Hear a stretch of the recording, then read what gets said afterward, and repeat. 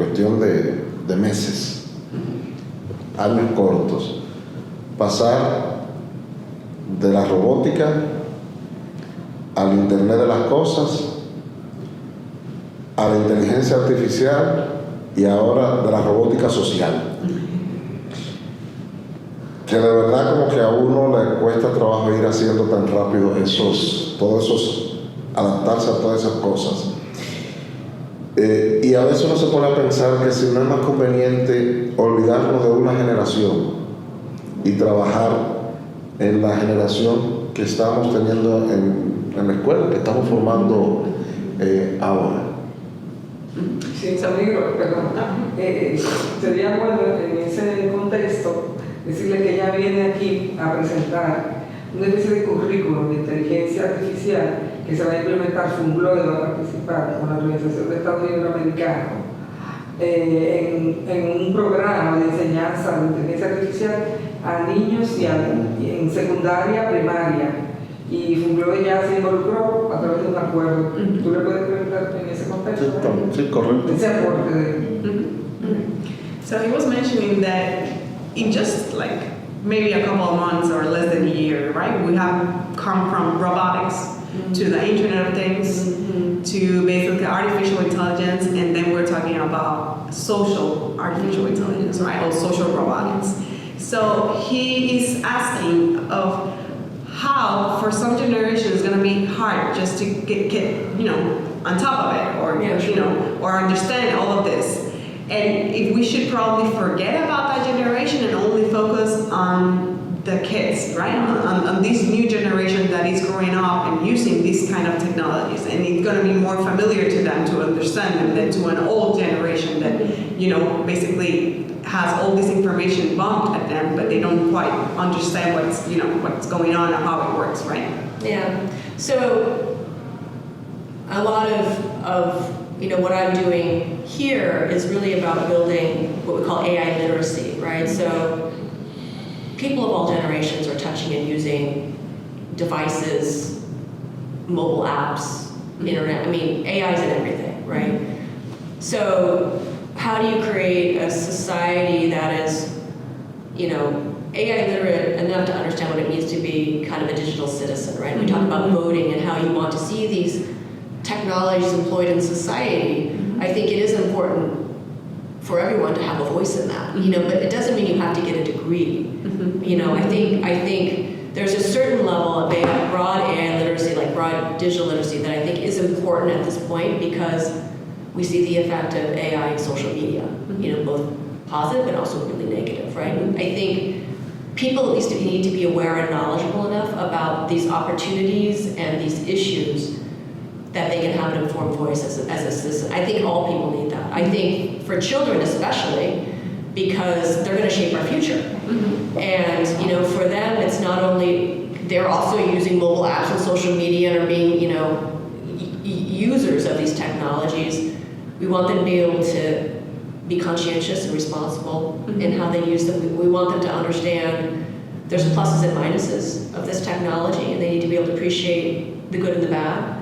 And hopefully we're going to inspire them to understand that whether they're going to be the ones inventing these technologies or using them in their profession as a teacher, as a photographer, that is probably going to be something that they're going to work with to help them do their job. So to have an open mind towards it, to understand that they can shape that future, and that they can leverage these tools and technologies to solve the problems that matter to them and help their communities. I mean, that is our vision, is we really want young people in particular to grow up with that attitude that this is something that it's theirs.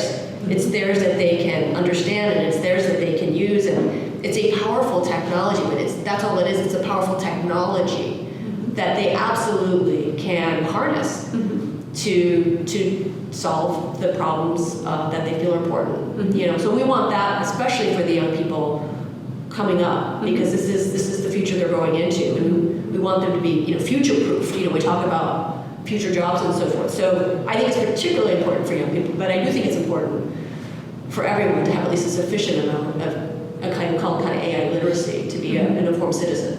Yeah. Sí, básicamente, aunque el viaje que la trae acá es para promover este tipo de alfabetización digital o alfabetización en inteligencia artificial y lo que es robótica social enfocada en niños, ella siente que como quiera todos nosotros, de alguna manera u otra, independiente de la generación en la que estamos, usamos inteligencia artificial. La usamos en nuestros celulares a través de aplicaciones, la usamos en diferentes cosas que nuestro día a día pues mejoran nuestro desenvolvimiento, ¿no? Y precisamente se ha enfocado el programa de ella en niños es porque al final los niños son los que van obviamente a crear nuestro futuro, ¿no? Lo que va a ser el futuro. Y como para ellos están familiarizados, es muy importante que así como ellos ven la inteligencia artificial como parte de su día a día, ellos entiendan de que realmente es una tecnología sumamente poderosa, que también tiene su parte negativa y su parte positiva, pero que está ahí para que básicamente ellos puedan utilizarla para resolver problemas o los problemas que ellos consideren importantes en su día a día. Y precisamente por eso se busca mucho de que sea de una manera responsable, de que ellos puedan obviamente entender la tecnología como tal y utilizarla de una manera responsable.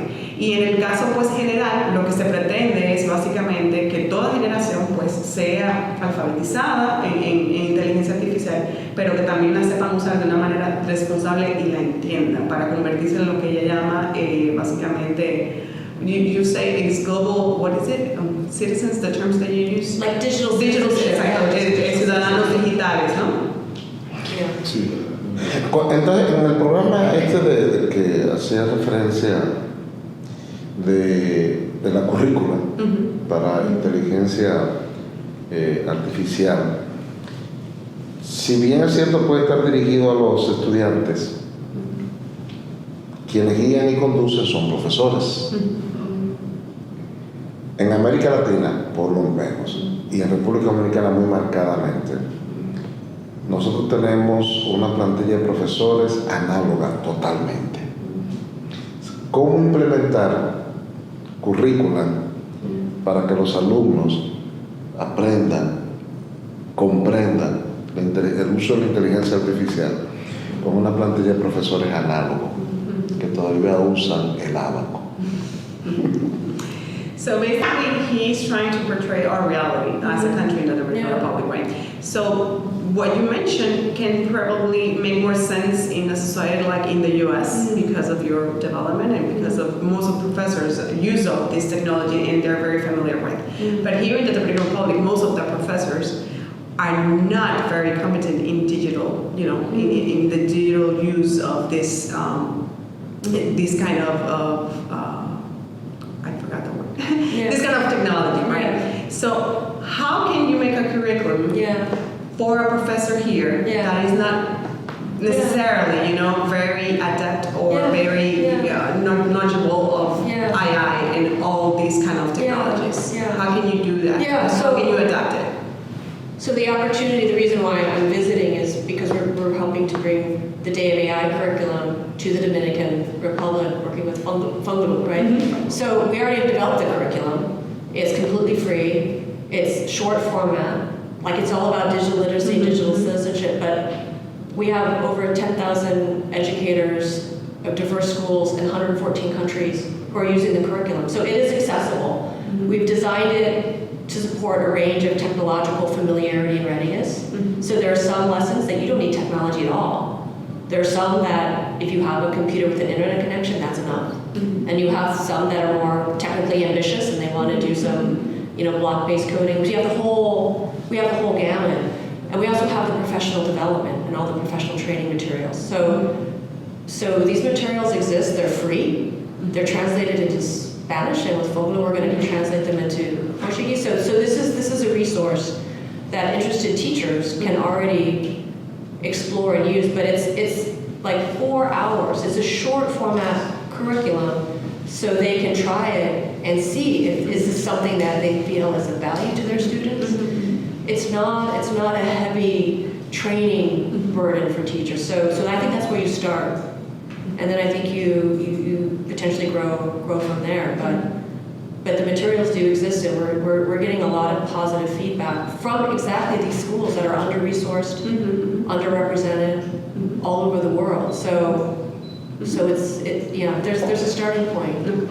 Bueno, básicamente este programa, los currículums que ha diseñado son precisamente tomando en cuenta estas limitantes de profesores que quizás no están tan acostumbrados a este uso de tecnologías. Incluso el formato de los programas que se han desarrollado son bastante cortos. Todos estos programas están de manera gratuita ya, y lo que están haciendo precisamente a través de este acuerdo con FUGLODE, con la Organización de Estados Iberoamericanos, es precisamente de trabajar y traducir todo el material hacia el español para que países como el nuestro, pues los profesores puedan aprovechar el uso de estos currículums para acompañarlos en la enseñanza dentro del aula.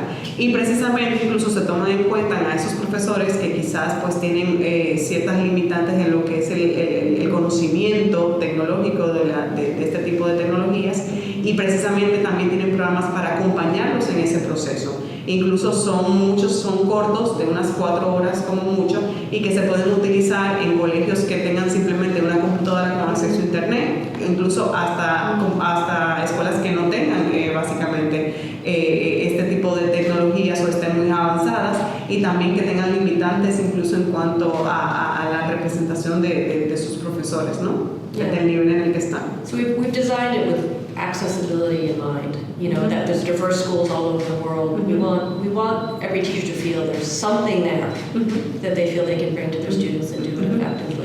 Y precisamente lo han diseñado con esta visión de que realmente hay una diversidad de escuelas, hay una diversidad de necesidades, y lo que ellos quieren precisamente es que, independientemente del nivel del profesor, de las capacidades que tenga o del acceso a recursos que tenga, pues se pueda sentir de que el uso de la tecnología le está ayudando en el acompañamiento de las aulas, ¿no? De que hay algo positivo que está trayendo a las aulas.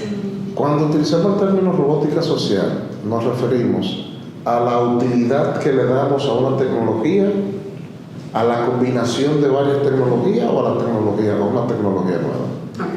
So when we talk about social robotics, are we talking in terms of a new technology, or a combination of technologies, or what itself is, like what it is? O simplemente la utilidad que le damos a esa tecnología. Or it's simply the utility that we give to that kind of technology, or how we use it.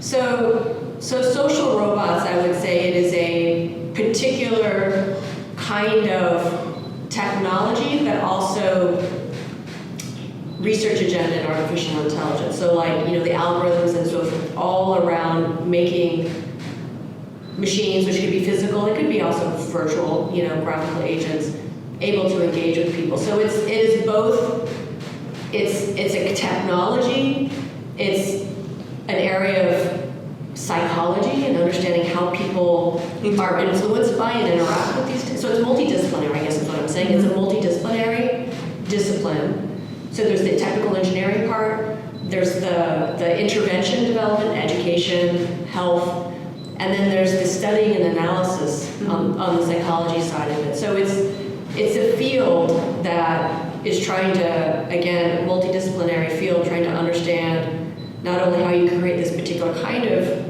technological enabled experience intervention, but be able to evaluate and assess how effective it is, its responsible use. So a social robot is it's an embodiment, but the field is about all those dimensions. Yeah. Sí, básicamente la robótica social es una tecnología, pero dentro de esa tecnología hay todo un espacio multidisciplinario donde se ven diferentes ramas, ¿no?, de esa tecnología. En el caso de robótica social, por ejemplo, hay una parte que se dedica a lo que es el levantamiento de data y lo que es el análisis. Hay una parte que lo que tiene que ver con el diseño de la tecnología como tal y para el uso de ella. What was the other dimension that you just mentioned about besides the research and analysis? So it's creating interventions like value. What's the use? What's the utility? So creating use cases, applications that then you could try to understand. Yeah, is the technology bringing real value? Yeah. Entonces también hay otra parte donde obviamente lo que ella mencionaba es sobre el por qué surge la tecnología. O sea, hay una parte que se dedica a investigar qué tipo de aplicaciones saldrían de esta tecnología y para qué se utilizarían. O sea que es un espacio puramente multidisciplinario donde se ven diferentes áreas. Yeah, but there's many AI algorithms that go into making a social robot work. Y bueno, pues para hacer o tener un producto final de lo que es un robot social, pues obviamente hay múltiples y millones de algoritmos que trabajan en función a eso, ¿no? Cuando hablamos de robots So when we talk about social robotics, are we necessarily Android. talking about androids and by humanoids? Or are we only talking about social assistants like Alexa, like ChatGPT? So we're talking about the whole space, right? So androids is a kind, arguably. Digital assistants are a kind, but social robots is a very large range of artifacts, of technologies. They tend to be, personified, right? So Alexa has a persona, ChatGPT, because they typically use language to communicate. So they're personified AI technologies. But there's a whole range. They can be physically embodied in a robot. The robot can be humanoid or not. We build many robots that are not androids, different kinds of, like Wall-E, or R2-D2 is a social robot. Doesn't look human at all, right? So there's, a lot of robots like that. And then there are things like what we call digital assistants. And then now large language model or ChatGPT. So these are all personified AI technologies of this big space. Bueno, dentro de este espacio de lo que son la robótica social, pues obviamente tienes de todo. O sea, tienes algunos que son como los asistentes sociales que mencionaba, de Alexa, ChatGPT, donde realmente están personificados en el sentido de que Alexa tú la llamas por su nombre, ¿no? Porque responde a él, ¿no? A un comando. Pero también obviamente tiene toda la parte de lo que son los androids y también tiene la parte de lo que son los androids humanoids, que son ya máquinas, que muchas de ellas pues tienen un aspecto humano y otras pues no tienen un aspecto humano. Y ahí hizo la mención del ejemplo de Wall-E o de el robot de Star Wars, que no parecen humanos, pero igual son considerados como robots sociales. And it's a constantly moving landscape, right? I mean, ChatGPT is very recent, and so it keeps expanding and shifting based on just the nature of work that's emerging. But I think once we're talking about an AI that is trying to engage people in a collaborative way, now you're in the realm of social robots. So we're getting to see all these different forms, shapes of these technologies, but that ability to be able to communicate and understand people, to help them, I think that's the overarching aspect of this work. Y bueno, pues ella obviamente hace la salvedad de que realmente este tipo de tecnologías constantemente vienen cambiando, ¿no? Y básicamente lo que hoy en día conocemos mañana puede ser que sean otro tipo de tecnologías con otros aspectos, pero que siempre lo que ella busca es reforzar esa relación de colaboración entre los humanos y los robots, ¿no? Yeah. And I would say also, just in perspective, like I've been doing this work for about 20 years. When I started, people weren't really thinking at all about how people and intelligent machines collaborate. They were just tools that people used. I would say only about 10 years ago has at least the kind of research community started to really understand and appreciate how these technologies and people actually work together is an important thing to understand. It's pretty recent, right? And so I'm talking about social robots now as kind of it's evolving, and I think partly because with the success and rapid proliferation of ChatGPT, I think the world is waking up to the fact that people are willing to have these multi-turn conversations with AIs. People didn't necessarily believe that even like 5 years ago. So now I think the nature of the work and the pursuit, many more people in the field of AI who used to be in kind of different subdisciplines are like, this is actually something important for us to understand. So I think the umbrella of social robotics is getting bigger as time goes on, partly because of the success of ChatGPT. Yeah. The opinion that it has. Entonces, básicamente, lo que diferencia lo que se conoce como robótica social es el vínculo de colaboración entre el humano y la tecnología, ¿no? Y en el caso de ella específica, que viene trabajando este tema desde hace más de 20 años, no es hasta estos últimos 10 años que realmente ella ha visto el crecimiento que ha tenido y la atención que ha tenido incluso la misma academia en entender el uso de este tipo de tecnologías en nuestra sociedad del día a día, sobre todo porque es en los últimos años que hemos visto básicamente la creación y el surgimiento de ChatGPT, que ha venido como a cambiar toda la conversación, ¿no?, de lo que estamos viendo con el uso de robótica social. Hay una pregunta que siempre surge cuando estamos tratando estos temas. ¿Podremos suplantar al ser humano? There is like the big question that comes when we talk about artificial intelligence, and the main concern here, if artificial intelligence is going to be able to basically, how you call it, suplantar, the word. Substitute humans. The singularity. Exactly. Yeah, so there's a term called the singularity, which I think is the point at which artificial intelligence is indistinguishable from human intelligence. And then the point is, from that point, they just assume AI just keeps getting smarter and smarter and smarter. So that's called the singularity, okay? So I will say this. So right now, the field is progressing in a surprisingly rapid pace, even for us who've been in the field for a long time. Like, what's happening now is at such an accelerated rate that there's assumptions that if we just keep going on the path that we're on, that we're going to hit this singularity. But I think the reality is, and this is really important for readers to understand, especially if they've used ChatGPT.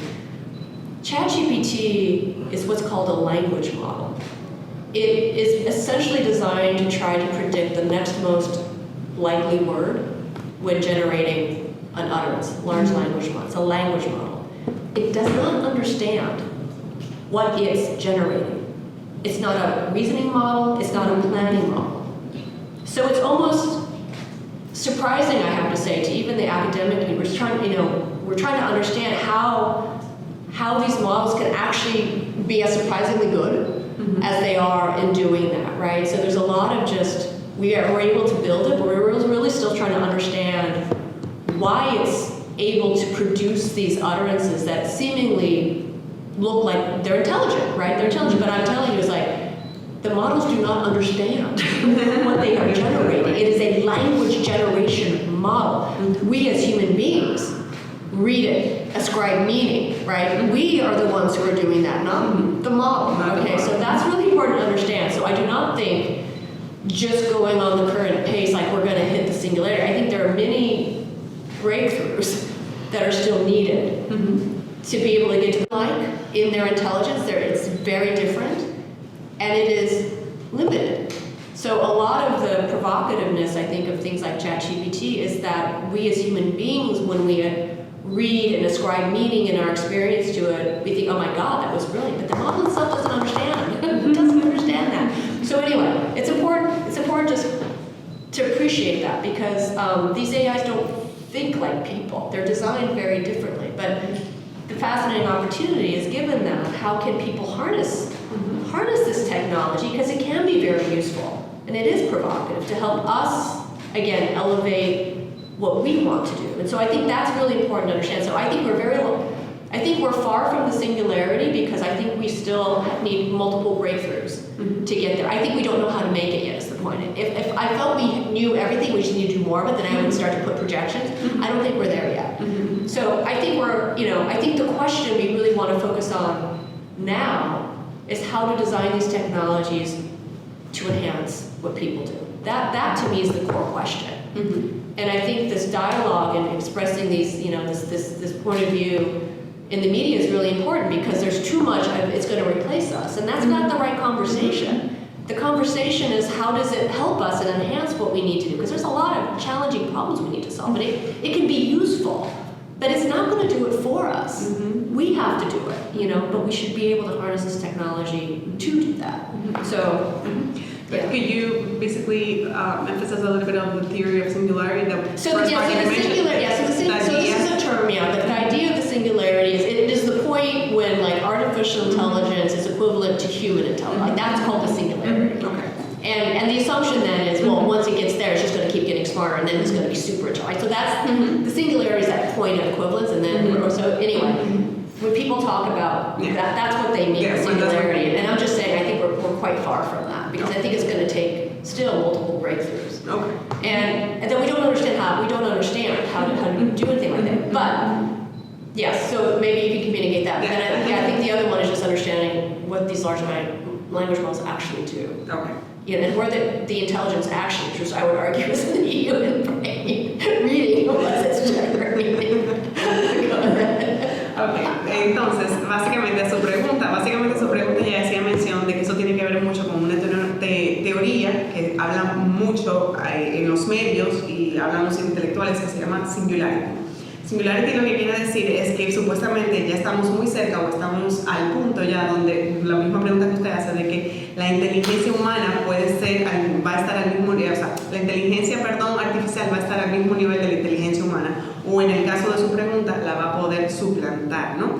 Ella todavía entiende que realmente exponencialmente la inteligencia artificial ha crecido bastante, el uso de ella también, pero todavía faltan muchos años para que eso pueda suceder, si llegase a suceder, porque al final hay que entender que la inteligencia artificial es alimentada por los humanos.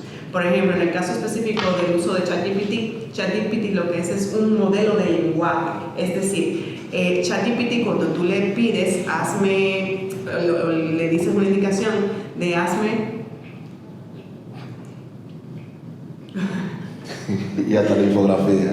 He's basically showing me an article that is going to come here in the newspaper El Día. Okay. In the title, déjame ver otra vez el título para traducirle. The article is about police reform done and written with artificial intelligence. Y la infografía también, la gráfica. En la gráfica. A policy? No, a police reform written and A policy for police reform? like police reform, Yeah. like a police Yeah. reform written and done by artificial intelligence. Yeah. So here's my point, and this is the other thing that's important. It's like, where's the intelligence? Large language models are language models. They're not reasoning models. They're not intelligent in the way that we are.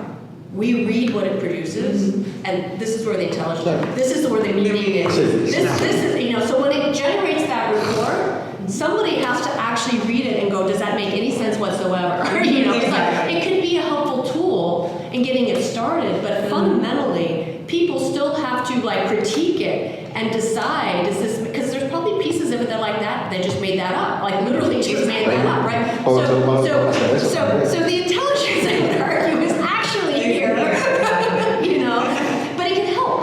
It can help us come up with these ideas maybe sooner because it can, again, put things out there that we can react to and then refine. But I argue that the intelligence is actually still fundamentally here. Humankind. It's still here, right? We're reading and interpreting, and we have to decide: is it producing something that's good or bad? Tú vas a traducir, pero cuando yo hago ese trabajo con periodista humano tengo que hacer lo mismo también. He's making a joke that even with humans, you still have to do that. You have to We still have to think and reflect and critique and decide. I mean, yes, but it can help us get there faster. It can help us get there faster. Yeah. Entonces, bueno, volviendo a ese ejemplo que obviamente ya hicimos mención otra vez con ChatGPT, ChatGPT lo que se tiene que entender es como realmente un modelo de lenguaje, es decir, que dentro de toda la información y data que tiene, él sabe qué otra palabra debe ir después en cuanto al tema que se le está solicitando. Por eso ya se mencionó con este caso del artículo que va a salir, de que realmente sí, ya salió, perdón. Básicamente sí, la información él te la puede poner, pero no necesariamente, la información está ahí desplegada, pero no hay un razonamiento detrás de esa información. Entonces ahí es donde interviene la mente humana para dar un orden quizás lógico a ese mensaje que ya ChatGPT te creó, pero lo que te creó fue el orden en que las palabras van, ¿no?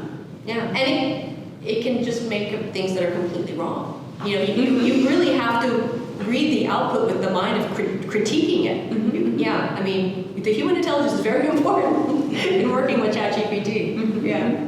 Y que sí, básicamente, bueno, sí, el uso de este tipo de tecnologías, aunque te la muestra ahí, tú como quieras tienes que de una manera crítica leer lo que te está presentando o lo que te está poniendo allí, porque igual, o sea, no, como él dije, no tiene el razonamiento debido como tiene la mente humana.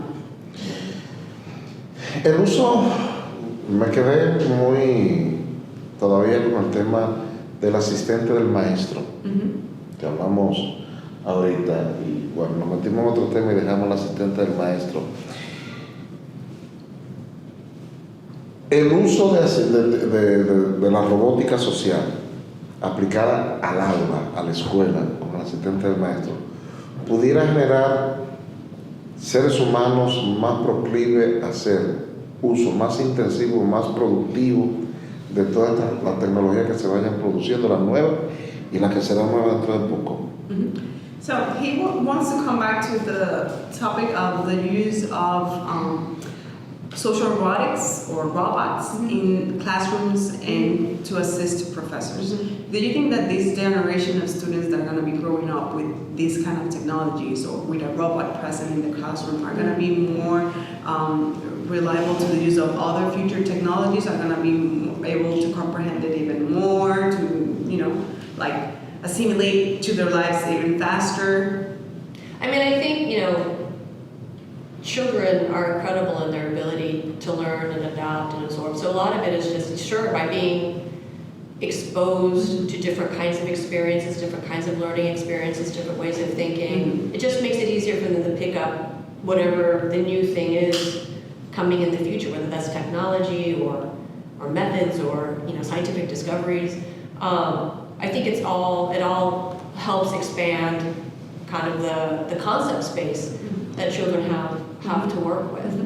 Sí, en definitiva ella piensa que sí, obviamente las habilidades que tienen los niños es asombrosa, en la rapidez con la que aprenden las cosas, y el tener un asistente en el aula o un robot en el aula pues los hace que sea más fácil para ellos en un futuro ver acercarse a estas nuevas tecnologías, a estos nuevos métodos y asimilarlos de una manera mucho más rápida a su día a día, ¿no?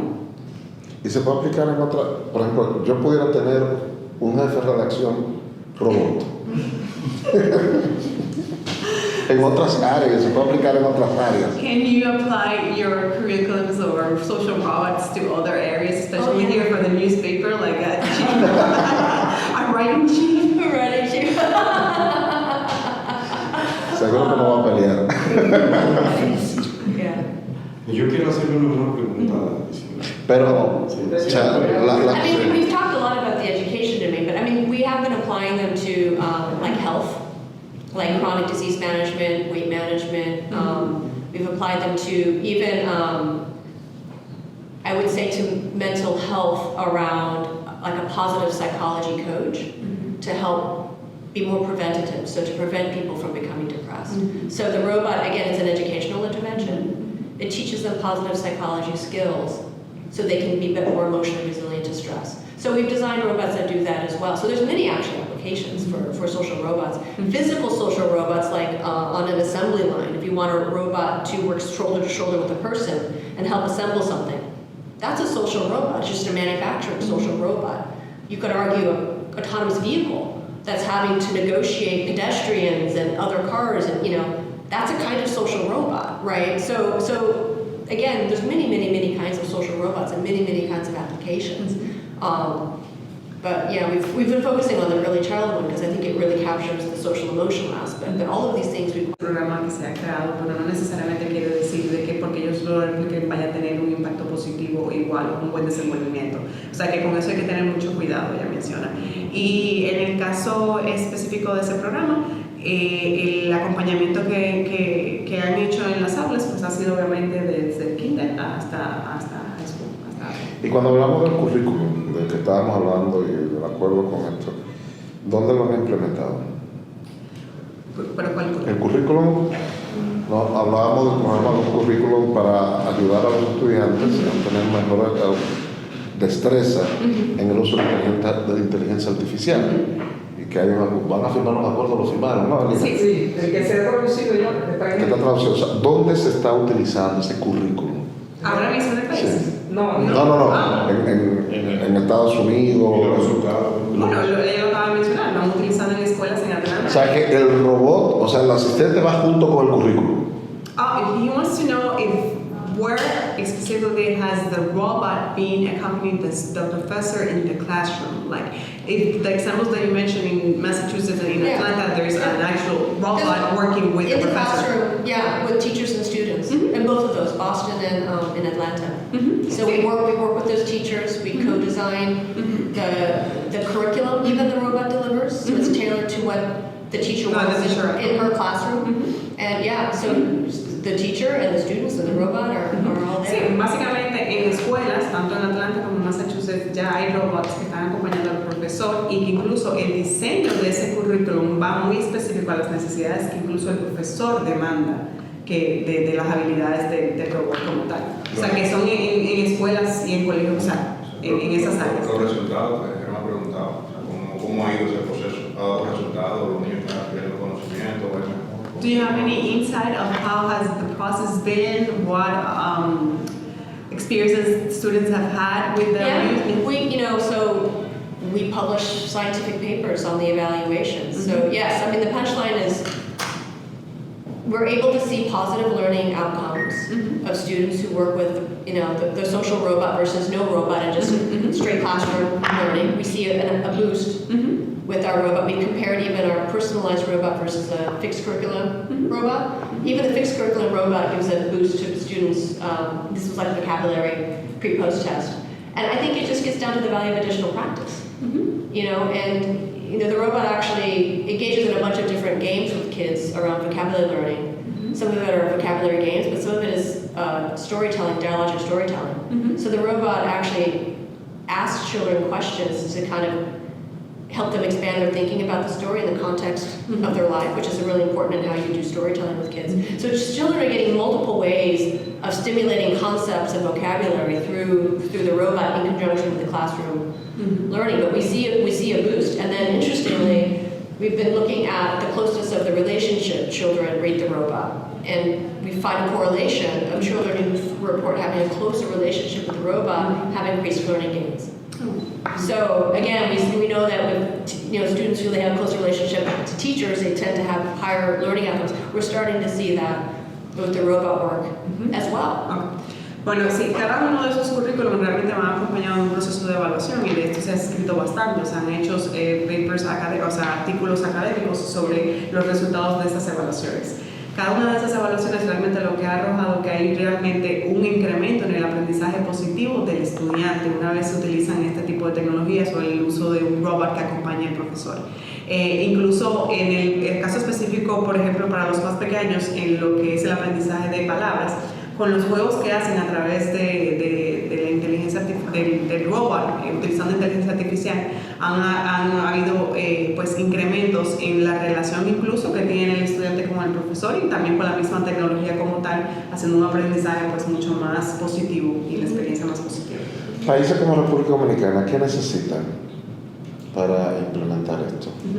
Countries like the Dominican Republic, what do we need to effectively implement your program or these kind of programs in our classrooms? To bring it here, I mean, I would say we need to create a real collaboration to understand the learning context here, the curriculum here. So we would really have to make sure that the robot is serving the learning needs of these communities. It's obviously different in the United States. It's English, and so forth.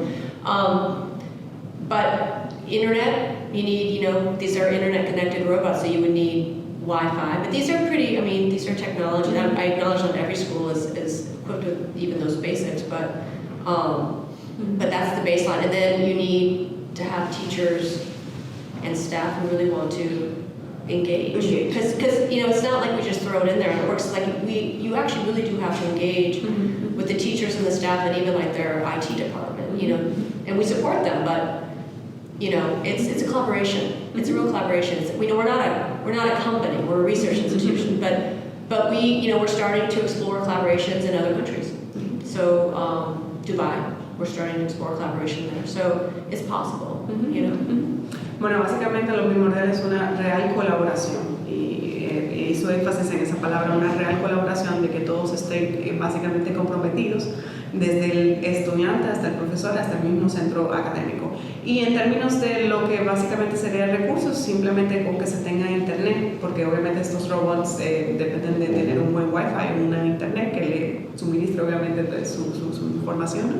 Y básicamente es un compromiso, es el compromiso de también los profesores querer entender la tecnología y poder aplicarlas a sus aulas. Bueno, pues nada, Cynthia Breazeal. Esa pregunta final, para que no se nos escape, es que visiten el día de la inteligencia artificial.org. Ahí está el currículum traducido al español con la colaboración de la Organización de Estados Iberoamericanos, OEI. Ese fue el acuerdo que se firmó con el MIT y con OEI, y que Funglo va a presentar mañana a las 10 de la mañana a través de ella. Entonces, todas las escuelas y colegios del país pueden acceder a ese currículum. Está traducido al español. Dije de la inteligencia. ¿El día de la inteligencia artificial.org?